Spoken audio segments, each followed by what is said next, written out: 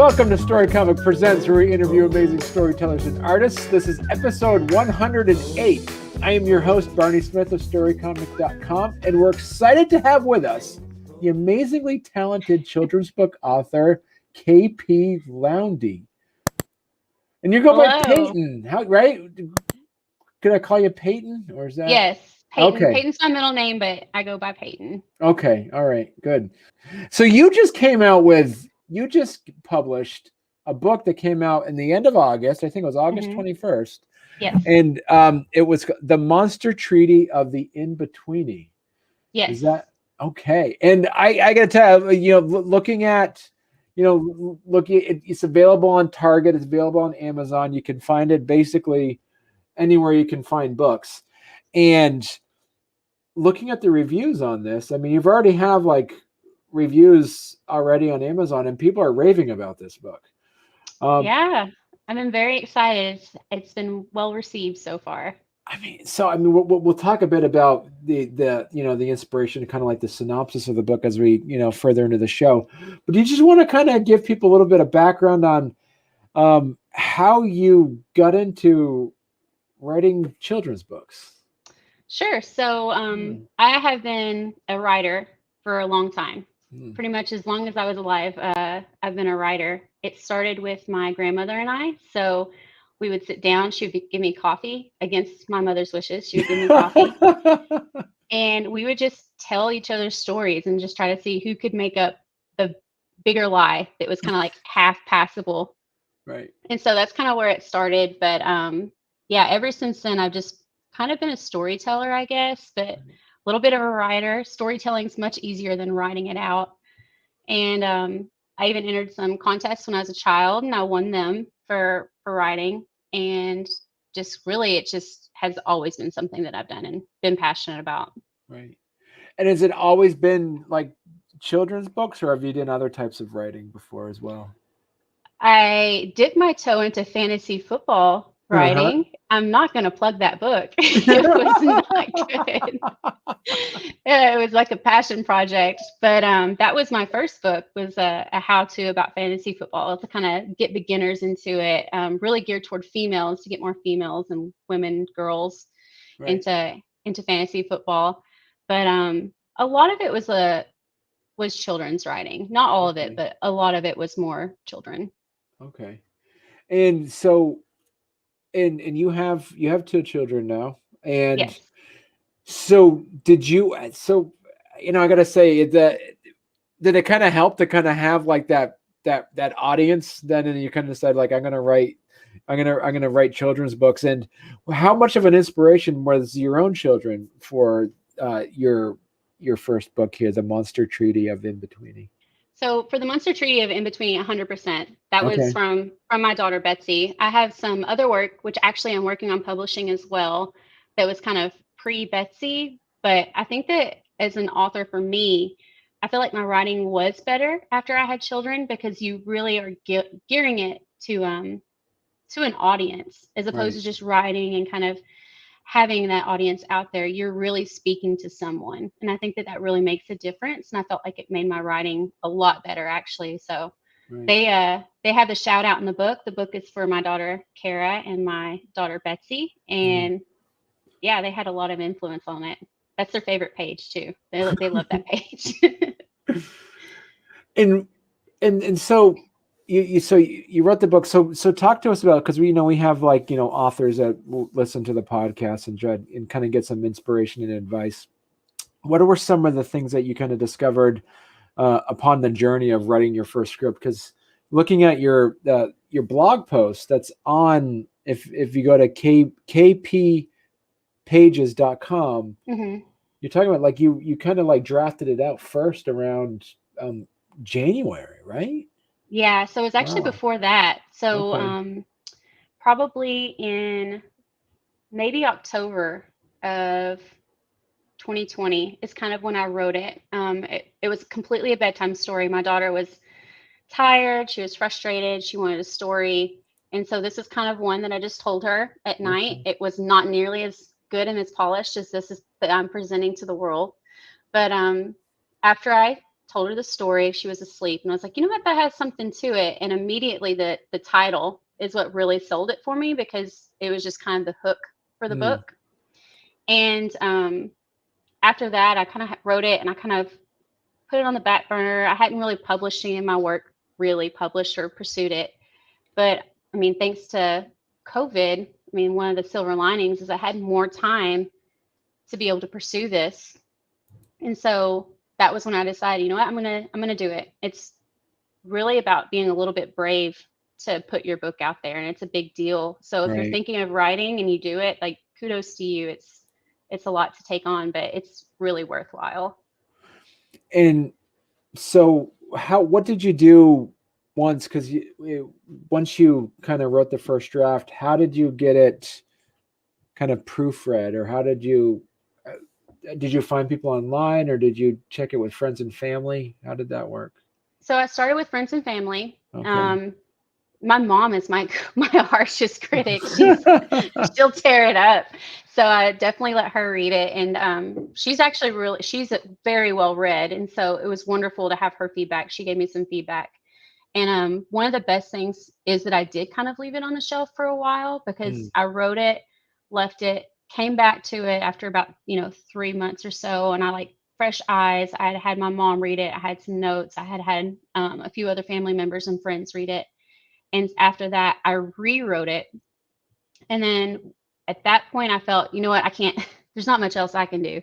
Right. So I found an editor online, and I got really fortunate to stumble into this group on Facebook. It's a children's writers and illustrators group.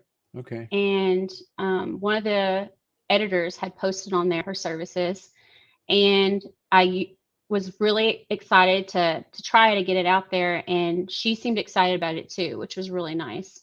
And she gave me a sample edit to make me feel more comfortable, because it's a big deal giving your work to somebody else. And it just went from there. She did a wonderful job. And I'll tell you, the original story was about 175 words, and I'm at like 750 now. So it definitely grew throughout the process. So it was a big process. So compared to other forms of writing, what are some of the standards that you kind of learned or that have to happen in a children's book? Is it, like you said, word count? Is there page count? How does that work? So a standard children's book is 32 pages. They really want you to kind of stay in that kind of happy place. 750 is kind of at the end, I would say, about how long you want a children's book. 1,000 is pretty much the cut off. After that, you're no longer a picture book. You're starting to get into like middle grade, kind of like chapter book territory. Right. So that was something that I learned. 175 was actually very low. So at that point, you're more of like a board book. And so that was something that I was not aware of at all. These standards that you have between what's kind of the norm and what's acceptable for different things, as far as page count and as far as word count. Right. And where did you find, so you kind of had an editor, you were able to find an editor through a really good Facebook group. Yeah. And what were some of the things that she responded to what were some of the ones that you weren't surprised with? And my follow-up question is, what were some things that you were surprised with her feedback? I'm going to start with surprised with, because it's tough getting that feedback. Like, you send it out and it's your little baby book, right. You've raised it, you've like nurtured it. And so I sent it off, and it was just came back full of red, the red marks from the editor and all these notes. And I read it, and I just like shut my computer. I read the feedback, and I was like, nope, going to put that away for a minute. And it was hard. It was really, really hard to get that feedback, because you care about what you're doing, and you feel like what you're doing is usually pretty good. And then you send it off to the editor, and it's usually you're not done. So that was what was shocking to me, is how much feedback and how it was not all pleasant at all. It was not. It was rough. But some things that I was not surprised by is that she did think that there was something there. Like, I felt it whenever I wrote it, and whenever I was like experiencing it through the writing. I was like, there's something here. Like, I feel like this is something that maybe will resonate with kids, will resonate with parents. It was just different enough to where I didn't feel like it's something that had been done a million times. So I was really, it gave me a lot of confidence that she kind of agreed with that. And I was very happy with that. Not so happy with all the red, but the underlying, hey, you have something here that was nice. Right. And what were some of the things that stuck out for you that because I'm presuming, looking at your website, that it says that you actually have a list of view all products, so find new releases. So I'm making a safe assumption that you're going to be making more books, correct? Yes, I actually have one being edited now, and so wow. It's in process. It's going to come out. I already have my illustrator lined up. I'm going to use the same illustrator, which I like. There's some continuity between the books. Right. And I did have to use a different editor, but my original editor recommended someone else, because that's another thing you have to learn is there's a lot of editors that are specialized. Okay. And she was really specialized in picture books. And so my next book is starting to get into, I'm calling it an expanded picture book, but it's close to middle grade. It kind of falls in between the cracks of those expected word counts. Okay. So she recommended someone else, but I'm excited. It's definitely in process. So what were some of the things that you learned from your first editor that you were able to kind of nip when you did worked on your second book? Definitely the layout of a children's story is really no different than a novel. You really have to have a beginning, a middle, and an end, and you really have to set up conflict. And that's not something that I really kind of thought about whenever I was first writing is having conflict in a children's story. But you really need it in order for that to be a good, solid, like full-bodied story. You need conflict in it. It doesn't have to be something terrible. It just has to be something that someone approaches and is a problem. Right. And they recommend 3 problems. I felt like that was a very proverb type of way to tell a story, but they really recommend the 3 problems that someone kind of gets over. And they said that that's really a backbone of a good story, or a technically good story. Yeah, that was really interesting to me. So what would be an example of that offhand, So in the story, my parents, when they go to the world of the monster world through the door in between, they meet the monsters. And that was something she had a lot of comments on, is in the original story, that conflict wasn't built up, because to me, as a mom telling a child a story, it's not really important for them to understand that there's a conflict and there's tension there. But what my editor described is that it's good to have the tension there, because it draws the reader in. And then whenever there's a resolution, it's more meaningful. So instead of just having, the parents saw the monsters and they started talking, I really drew it out. Like, I'm talking about how, the silence was so loud you could hear a dropped pin. You never knew when that silence would end. It really builds up the tension, as opposed to just saying, oh yeah, hey, monsters. So that was something that was really interesting to me. Okay. Wow. And so when you talked about, when you talked, so kind of tell us a bit about that. Tell us a bit about what the readers can expect from the book. So the interesting thing I think about the story is, instead of it being a child, or from a child's point of view, it really features the parents. Okay. And that's something that's different. Actually, I got a lot of pushback on that, pushed through it, and I kept it the way that I had originally imagined. But to me, I thought it was important. The book is about a child who has a fear of monsters at night. In the beginning, this is set at a different time. There are monsters everywhere. They're popping up. They're scaring kids. Kids aren't sleeping. Parents are frustrated.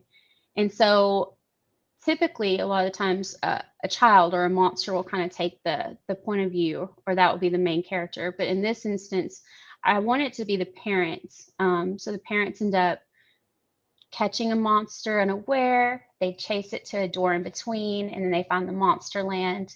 And then they have to talk to the monsters in order to find kind of a compromise to where the monsters can exist, but also the children can exist, and everyone's very happy and comfortable. And the reason I did it with the parents first, as opposed to the child, is for me, I know with my daughter, she wanted my comfort and she wanted me, to figure out the solution. And I think that that's fine for kids sometime. I don't think that kids always have to have the answers or should. Right. So that was really why I wanted it to be like very parent forward so that parents can give that comfort to their kids and say, yeah, we got it covered. You don't have to worry about monsters. And what were some of the other lessons that you wanted the readers to take away from the book as well? So another aspect of it is whenever the parents kind of confront the monsters, the monsters aren't mean. The monsters were all very sorry and sad because even monsters know scaring is bad. That they weren't intending to hurt the kids. They were not intending to scare the children, but they just wanted to play a game, hide and seek, and they just were not very good at it. So kids kept finding him. So I really try to make it to where, there isn't any kind of black and white. There's not any mean, bad versus good. Like it's just a misunderstanding that you can kind of talk through. And that's what the parents did. They asked for their suggestion. Like they didn't tell the monsters what was going to happen. They asked for their suggestion on how to handle a problem that involved everybody. And it was actually the monsters who figured out that they would have to make a change and they would create a new monster law, a new monster treaty. And that would create this space to where monsters, like I said, and children can kind of coexist, but they're separate and there's no fear and everyone was happy in the end. Spoiler alert. It's all good. Was there anything that you got from people who've read the book, who've given you feedback, or anything that on there that there were things that they interpreted about the book that you're surprised about? I will say that even though the kindness and kind of like everyone kind of not being mean and talking through problems, while that was something that was kind of like that's something I intended, really that's what a lot of people are taking away from it. I've been pretty surprised by that. A lot of people have picked up on it. And so that's kind of nice. And it's also kind of surprising. But if that's what everyone's seeing, maybe there's a need for more of that in children's literature. So that's kind of exciting. And it's just mind blowing. It kind of blows me away. And so, yeah, because looking at some of the reviews, people are talking about how it was so good that they're able to find a book that's about conflict resolution, and right, because they really don't see a lot of books about this. It's and where do you and another and it's just, it's another I don't want to say a fad, but another thing that I see that's more prevalent in children's books now, and you kind of have it on your website as well, is accompanied activity sheets or accompanied like learning, like teaching lessons that would come with that. Is there, because I do see you have some activity sheets, is there anything where talking to some of your colleagues and friends to say, hey, maybe we can make a teaching lesson with this as well? Has there been talks about that too? There has, and it's definitely, you're completely right on the money. It really has transitioned to where a lot of children's books lately do have some sort of teaching element. And especially I would say with self-published authors, I feel like that's super big because they really want a way to make their book stand out, but also make it very relevant. Because whenever you are self-published, that's some things that you really are going to struggle with. You want to be relevant, but because you don't have a big name behind you, why does what you say matter? Right. So putting these activity sheets with it and things like that and giving a teaching aspect, it really does make it more valid, I guess. But any book is valid, but more valuable, I guess, to the reader. So yeah, that's definitely true. And I've been working on that. I do have some more worksheets myself. I haven't published them yet. It's a good way to get me going on that. But yeah, that's definitely something that is very common right now. Right. And so you did mention that you have another book that's out to the publish, like that you have to an editor. Is this kind of from a world building perspective? Is it connected to the Monsterland and stuff? It's not. I think in the future, I think maybe I would revisit Betweeny. I think that's kind of fun, an in-between world. But this new project is actually kind of my passion project. Okay. So it's really important to me. And I was too afraid to make it my first book because, like I said, it does mean a lot to me, but it's a collection of fairy tales. And so that's kind of the vein that it'll be in. It's a bunch of kind of fairy tales. And it is about talking to kids like they can understand what's going on. And it is definitely about lessons, but I'm not dumbing anything down. I don't know if I can say that. Sorry. But I really want it to be for young kids, but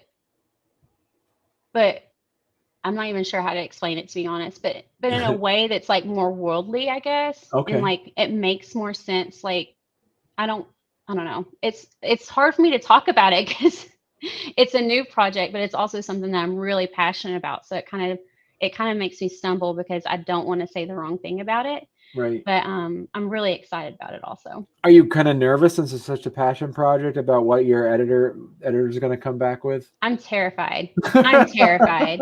Totally terrified. And it's like I said, and it's kind of in between too for the word links. It doesn't match up. Right.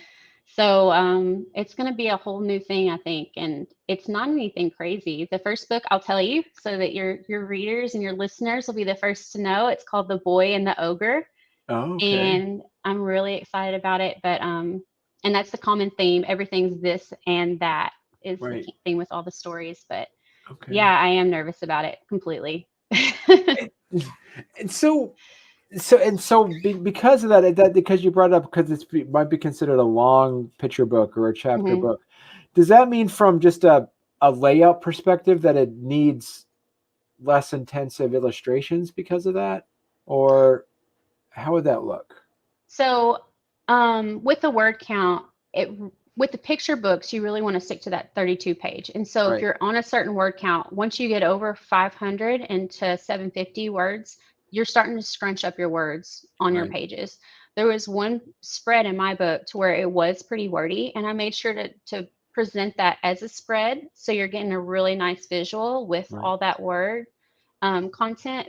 But whenever you start getting into these other word links and different links, it's kind of what is standard. I think that that's one thing that's really exciting with self-publishing is I think that some of those standards are going to change.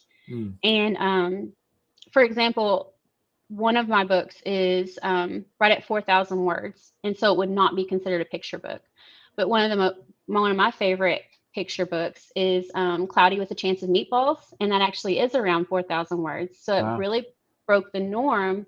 But at the same time, it was very successful. And it was that gap between being a picture book, but also having a more mature message that young children could still relate to. So that's really kind of that avenue that I really want to tap into.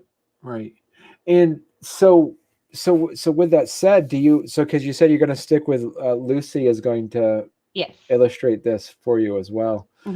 And because you're self-published through, check it out at kppages.com, you can see all that did you also then have to do the layout design and everything for your book as well? Or did you hire someone for that? I hired somebody. I have an amazing designer and formatter, and she did some of the design. So I had an idea about how I'd like it to look. It wasn't finished, but I did kind of have the pacing and I did have kind of the page layout in my mind. But I'll tell you, once she got a hold of it, it just really elevated it, what it was.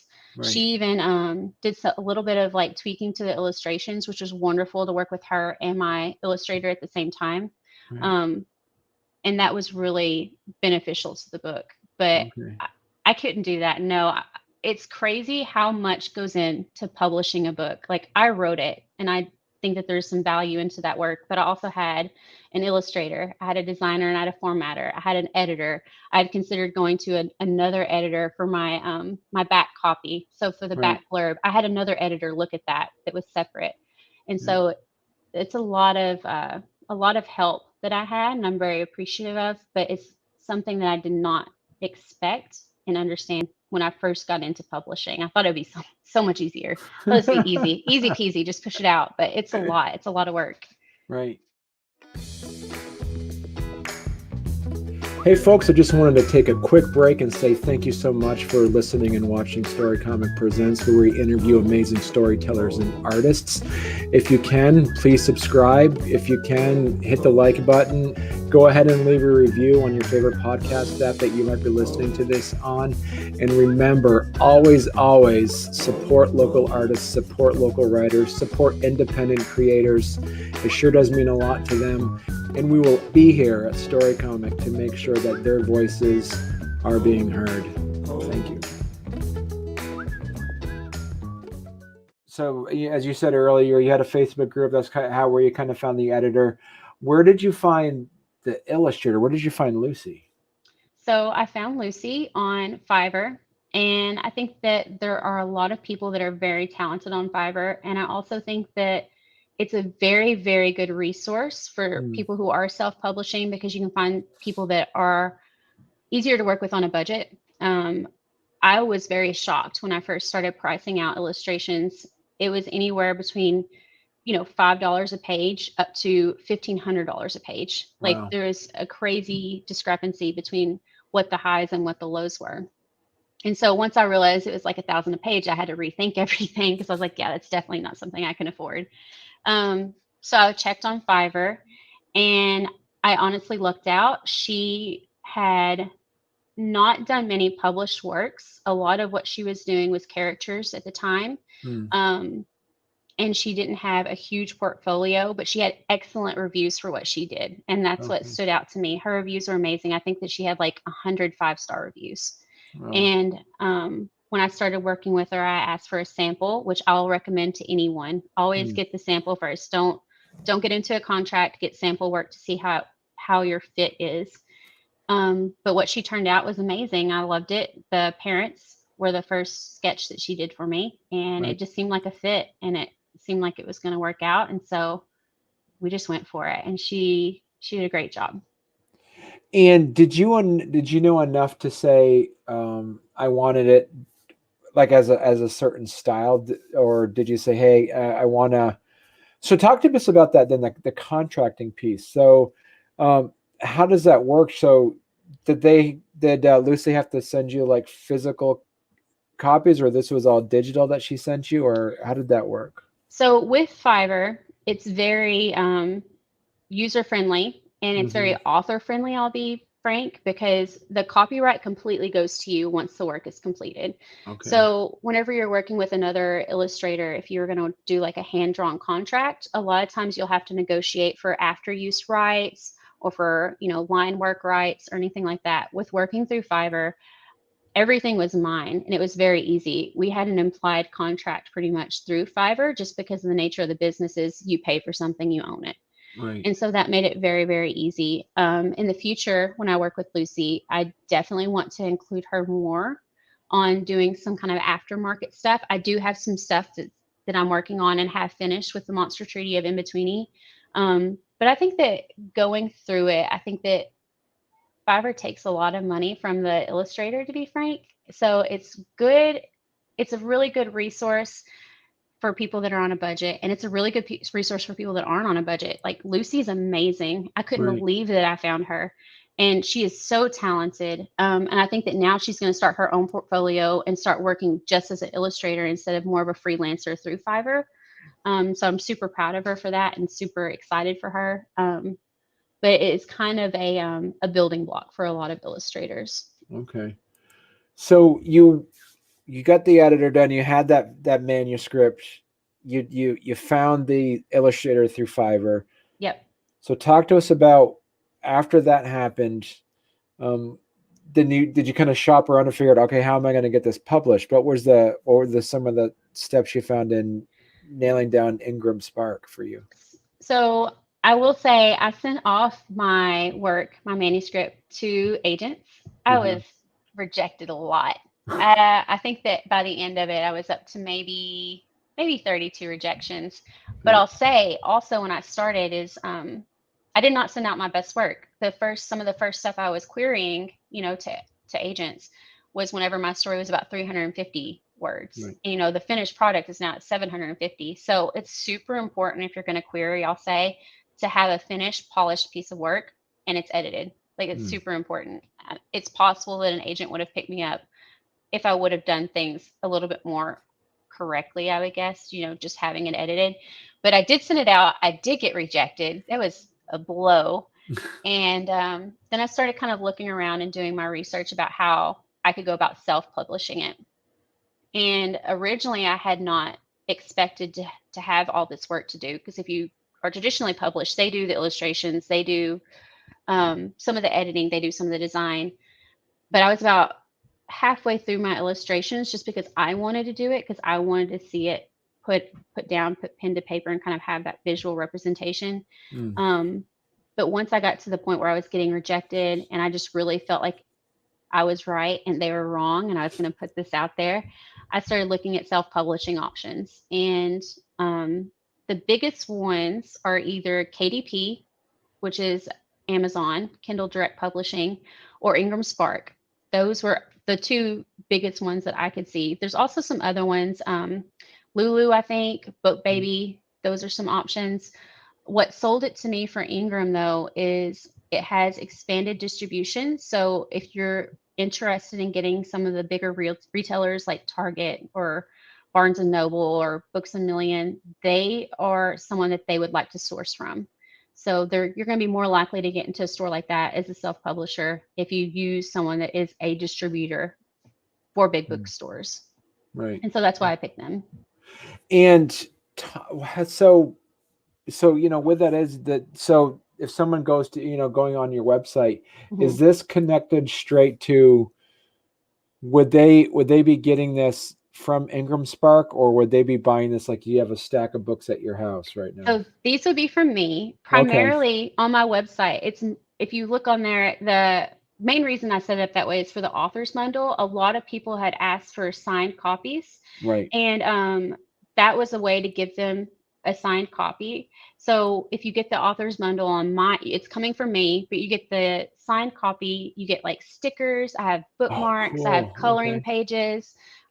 Working on some other stuff. We might have some plushies soon, some little baby monsters. But that's kind of the only purpose. If you're on my site, you're getting a signed copy pretty much. Right. If you first go onto my site, the first thing that usually comes up is like a pop-up, and that does link to Amazon. But that's just when you first open it. I don't think it hangs around. Right. But yeah, those are from me, but also you can buy from Amazon, and Amazon is who did my distribution for my paperback, because their pricing was the most competitive for paperback publishing.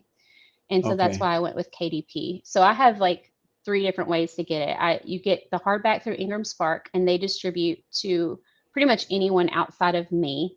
They distribute to Amazon, actually. If you buy a hardback through Amazon, you're actually purchasing it through Ingram Spark, who is using it as a wholesale to Amazon.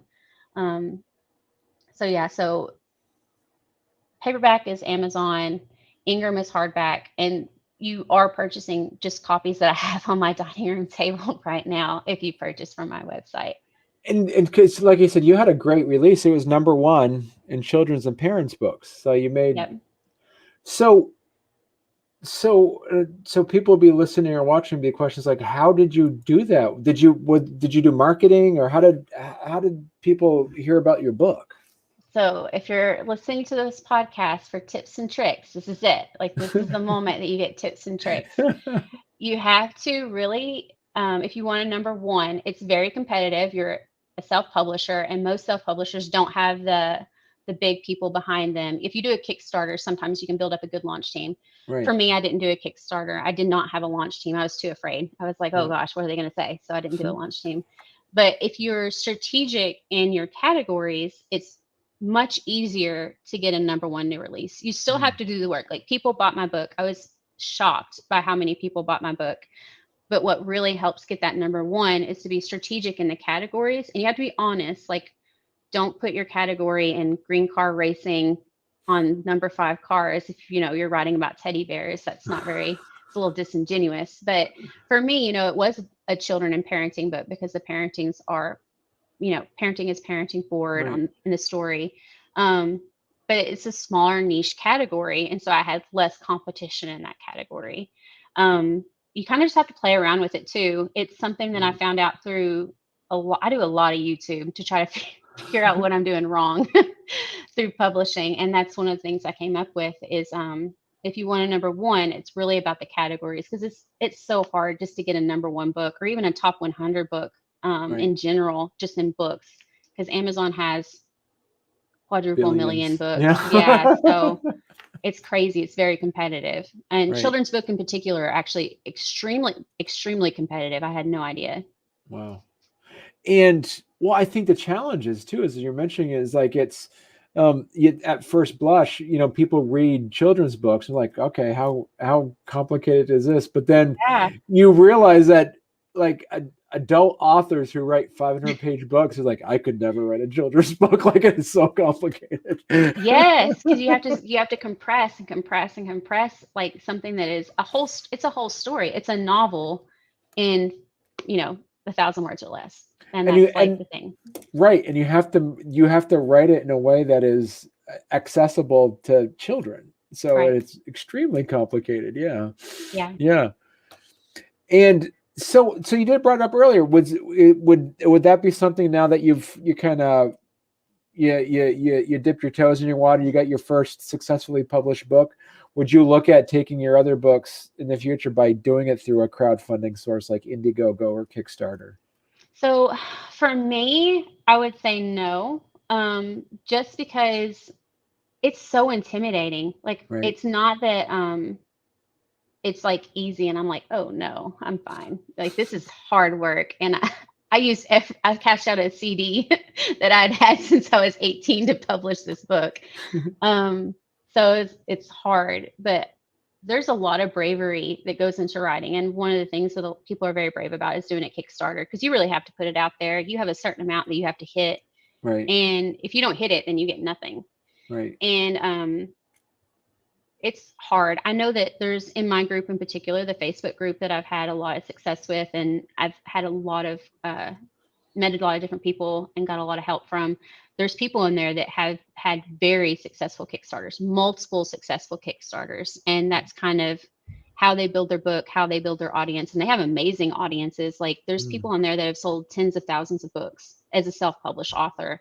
And a lot of those people did do a Kickstarter. For me, it's just so intimidating, to be honest. It's just intimidating. So probably not. It's not something I'll shut the door on, but you have to be brave to do one of those. And I expended a lot of bravery just getting this out. I was like, oh, that's it. So maybe in the future, though.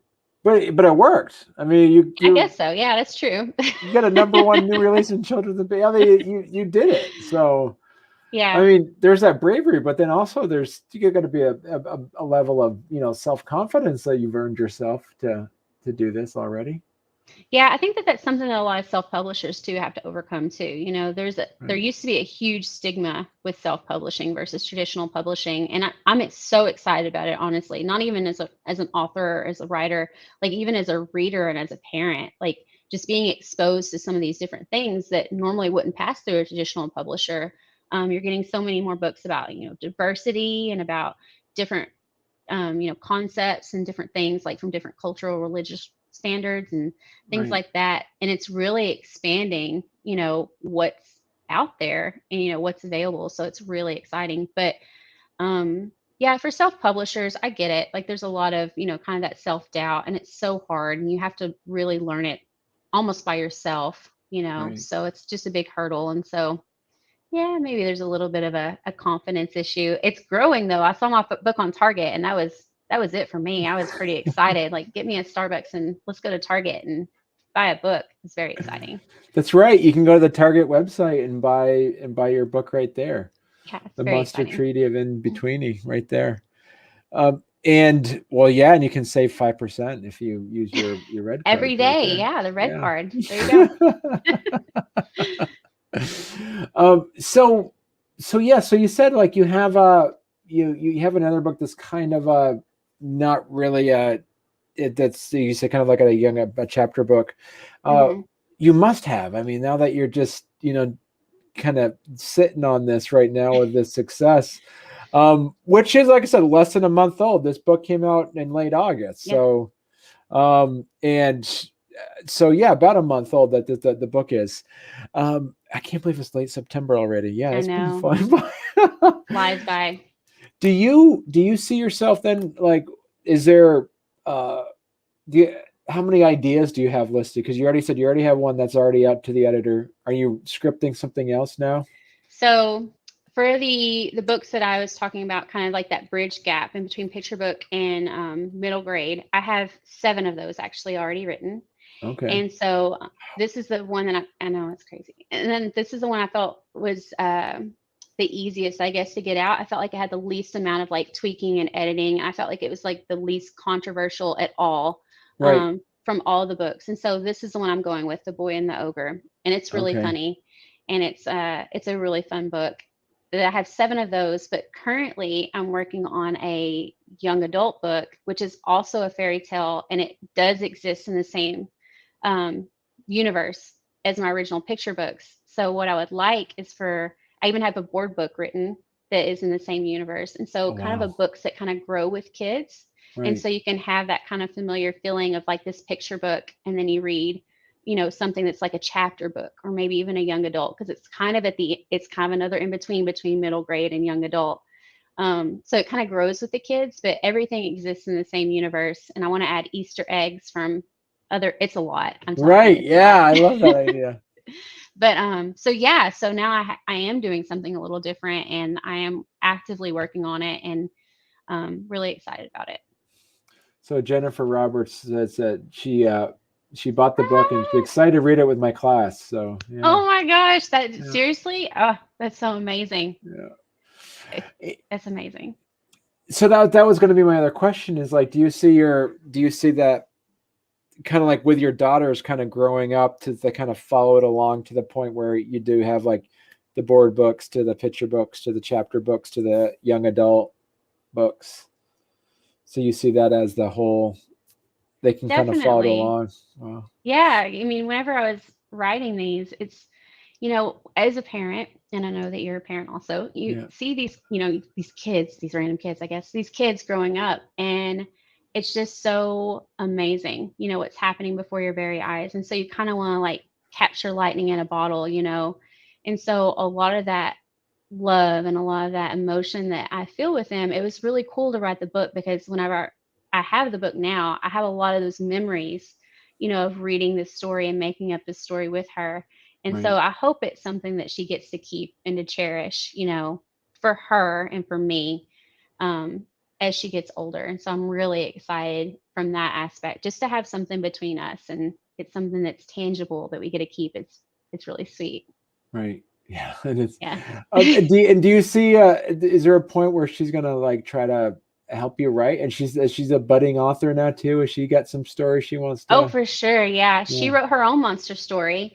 Whenever I was going to donate a book to her class, she's like, we could donate mine, Mom. It's fine. Like I have mine. And so she took her little book up there and she said, this is my book. Don't worry, Mom.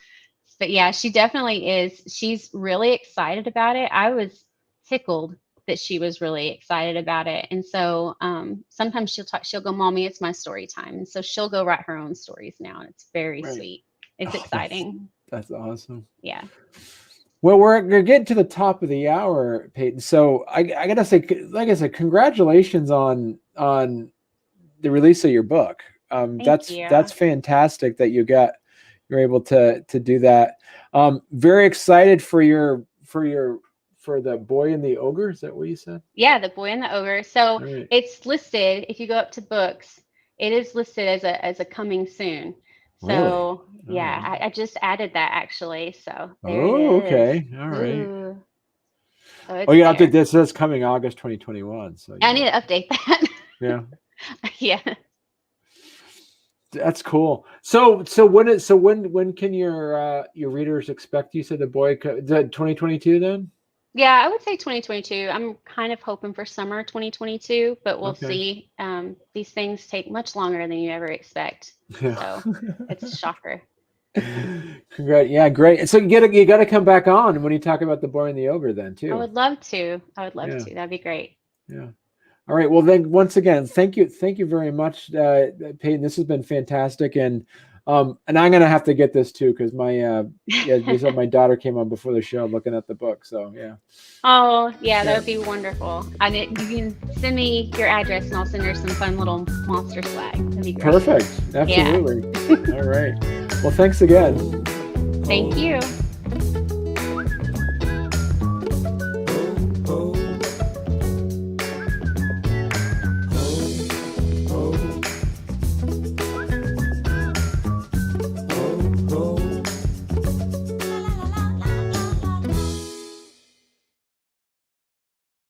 Is this like your writing studio now? Is this like the?